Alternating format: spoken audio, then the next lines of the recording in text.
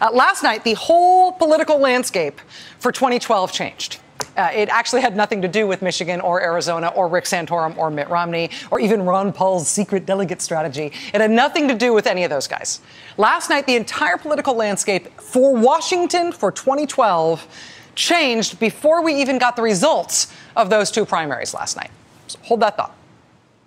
In April 2010, just before he retired from the Supreme Court, Justice John Paul Stevens did an interview in his chambers with a reporter for the New York Times named Adam Liptak. And at the age of 90, on the eve of his retirement, Justice Stevens said when he looked back at his career, when he looked back at every one of the Supreme Court justices who had joined the court in the previous generation, in the previous 35 years, he told Adam Liptak every single one of them had been more conservative than the justice that he or she replaced, with only two possible exceptions over 35 years. Think about that for a second. When a Republican president replaced justices on the Supreme Court, they picked judges further to the right than the judges that were being replaced.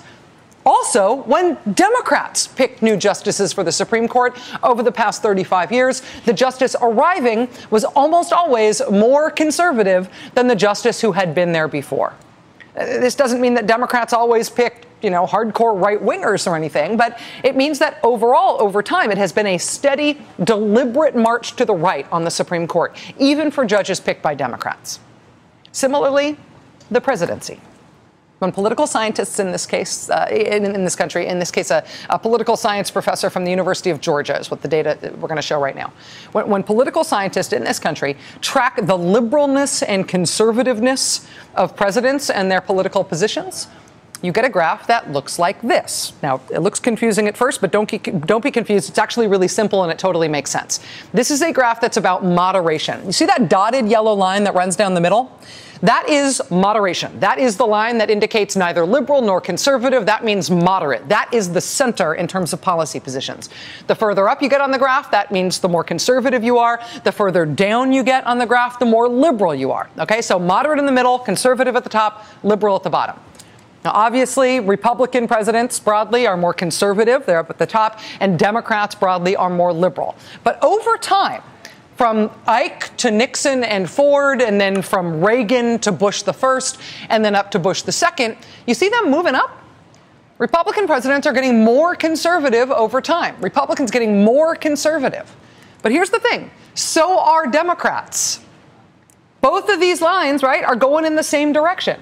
They're all heading up the graph. Republicans are getting more conservative by leaps and bounds, but Democrats are chasing them. LBJ was more conservative than John F. Kennedy. Bill Clinton was more conservative than Jimmy Carter. And Barack Obama is more conservative than Bill Clinton. But wait, I thought he was a communist. Stop. We're talking political science here. We will resume the partisan screaming in just a moment.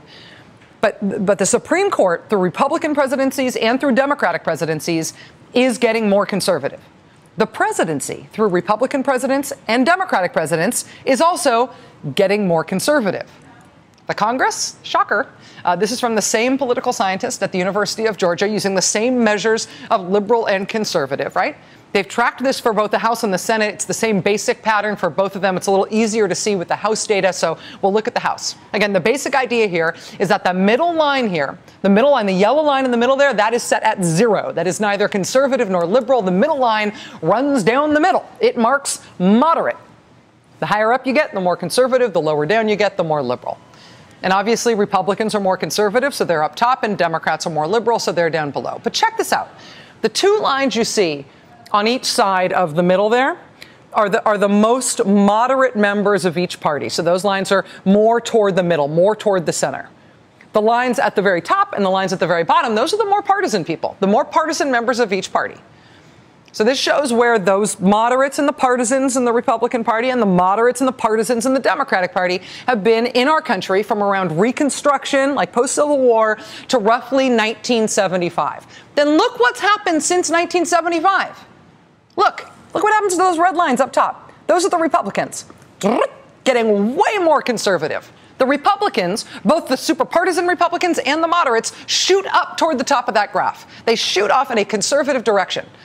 Democrats stay roughly the same. since 1975. I mean, the most partisan Democrats, that's the very bottom line there, they stay basically exactly where they have been over not just the last generation, but the last several generations. Moderate Democrats, that's that other line there, they get marginally more liberal over time, but barely. I mean, looking at the rest of these lines, they stay pretty much flat. But the Republicans, look, both the moderates and the super partisan Republicans, they just fly off the charts. If you look over time, the craziest, hair on fire, most extreme Republican in 1975, which is that top arrow right there, that person's super crazy far right wing positions in 1975 are where the most moderate Republicans are now. That's where the most liberal Republicans are now. They have the positions that were far to the right of the Republican Party just a generation ago. That has happened over one generation. Again, partisan Democrats over this time have stayed pretty much exactly the same. Moderate Democrats have gotten slightly more liberal, but they're basically the same, while the Republicans have gone off the charts. The most extreme liberals in the Democratic Party are as far away from the moderate position as the most liberal Republican. So on the Supreme Court, they're storming to the right. The presidency, storming to the right. Congress, storming to the right, too. And in Congress, that dynamic of storming to the right, it's important to see it. That dynamic of storming to the right in Congress is happening all on the right. Republicans are getting way more conservative over the past generation, and it's happening very, very fast. And Democrats are kind of staying where they're at. And so the most important news for 2012 politics that broke last night is this. Republican Senator Olympia Snowe of Maine is quitting. The most moderate-ish Republican senator, goodbye. If you're marching to the right, if you're making the new normal in Republican politics further to the right every year, frankly, you can't afford to have your average dragged down by somebody who isn't sprinting rightward as fast as the rest of you. And this political project of the American right sort of makes sense. This is a consequence, I think, of the Republican Party and the conservative movement not being the same thing. There's nothing like this on the left. There's no dynamic like this on the left. But on the right, there's a conservative movement.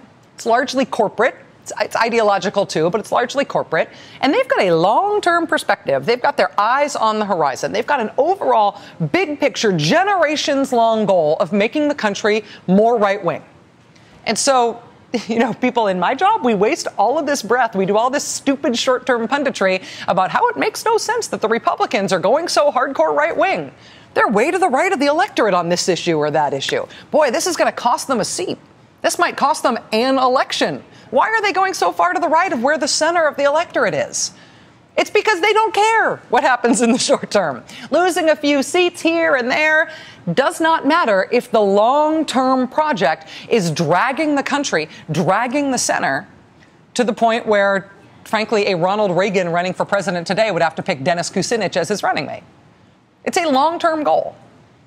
And so Olympia Snowe, one of the last endangered species Republican moderate-ish senators, calls it quits. And the immediate consequence of this, the thing that gets pundits and, frankly, Democrats all very excited, is that, as NBC's First Read put it today, this gives Democrats a better than 50-50 chance of holding on to the Senate in November. And that is a big deal for 2012. But a move like this also inevitably leads to a lot of stupidity, to a lot of hand-wringing bad punditry about how moderates can't survive in Washington anymore because both sides have gotten so extreme. If you have a piece of scrap paper anywhere near you, just tear off a little strip of it like this and then ball it up and put it in your mouth and start chewing on the strip. And the next time somebody gets on your TV screen and says, both parties have gotten so extreme, you just eject one of those wads of paper at the screen. Spitballing will not make the Beltway stop saying this stupid thing, but it will make you feel better. I do it myself in my office, trust me. This is not a pox on both their houses story. This is not a, oh, mirror image, both sides so extreme. There is nothing that the Democratic Party did or that liberals did to make it impossible for Olympia Snowe to stay in the Senate. This is not a Democratic story. It's not a both sides story. It's a story about the right. And it is true that Olympia Snowe leaving will make it much harder for Maine Republicans to hold on to that one seat. But frankly, to them, that is roadkill. That one seat is essentially just roadkill for the larger Republican project of moving all Republican politics so far to the right that when Democrats inevitably chase Republicans, when Democrats inevitably try to find some middle ground between where Democrats have always been and where Republicans have sprinted to, that middle ground, that compromise place, that triangulated center ends up being a very, very right-wing place. This used to be a Republican idea, by the way, this whole idea of the individual mandate, and suddenly it's like they got amnesia. It's like, oh, this is terrible. This is going to take away freedom for Americans all over the world, all over the country. So that's a little puzzling. It would be puzzling if Republicans were anything like Democrats, but Republicans are not anything like Democrats. There is no liberal movement that pulls Democrats further and further to the left every year. Democrats pretty much stay the same, or they scooch a little bit to the right every year. It's not a slam on Democrats. It's just what's happened over time. Republicans, on the other hand, are sprinting to the right deliberately, even when it has bad short-term consequences for the next election. I mean, Republican ideas like the DREAM Act, Republican ideas like cap and trade, Republican ideas like the individual mandate in health reform, which you just saw the president talking about there, those Republican ideas, which Democrats decided to embrace as a gesture of moderation, those ideas are now communism. Told you we'd get back to that. Communism. They were Republican ideas 5 minutes ago, but now they're communism. And you know, Olympia Snowe is not even an exception to that. Olympia Snowe voted, for example, to create the Consumer Financial Protection Bureau. But then when it came time to appoint somebody to be the head of that thing so it could actually run, she filibustered his nomination. Was there anything wrong with Richard Cordray as a nominee? Nope. It was just a bad idea to have somebody running that agency that she had just voted for. And so that is the context. The Republican Party and the American right doing something that the Democratic Party and the Democratic left are not doing. There is no mirror image here. This is about the right. And what we are left with is the state of Maine, right? The moderate, common sense driven, not particularly partisan people of the great state of Maine, now all of a sudden, in a surprise, having to replace their anomalous, long-time, middle-of-the-road-ish Republican senator. What's the choice going to be? Do Mainers want to bet on another lab rat in this grand political science radicalization experiment that the Republicans and the conservative movement have been engaged in for the last generation? This experiment that Olympia Snowe just said she does not want to be part of anymore? Or might Maine pick a Democrat for that seat instead?